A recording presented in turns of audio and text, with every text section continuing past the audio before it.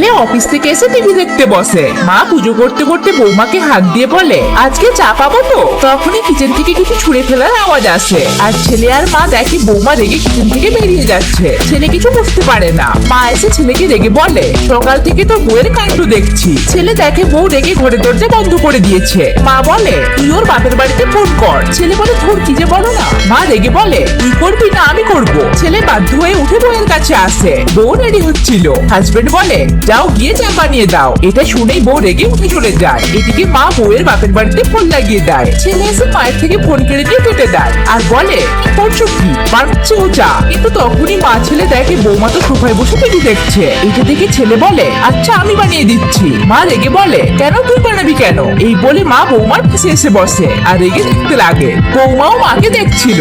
এরপর বৌমা বলে, এরপর মা বলে, ডিনারে কি বানাতে বলবো? বৌমা বলে, তুমি কি খাবে? মা বলে, লুচি আর উদ্যম বানাতে বলি। বৌমা বলে, ও পারবে বানাতে? মা বলে, কেন বেশি হয়ে যাচ্ছে? বৌমা বলে, না ঠিকই আছে। এরপর ছেলে সবার জন্য চা নিয়ে আসে। বৌমা আর শাশুড়ি আর চোখে চাওয়াচাওয়ি করছিল। এরপর মা বলে, চা তো বানিয়ে ফেলেছিস। বউ বলে, এবার লুচি আর উদ্যম বানিয়ে ফেলো। এটা শুনে ছেলে বুঝতে পারে তাকে মা আর বউ মিলে ফাঁসিয়েছে। আসলে কেউই রেগে নেই, সবটাই নাটক।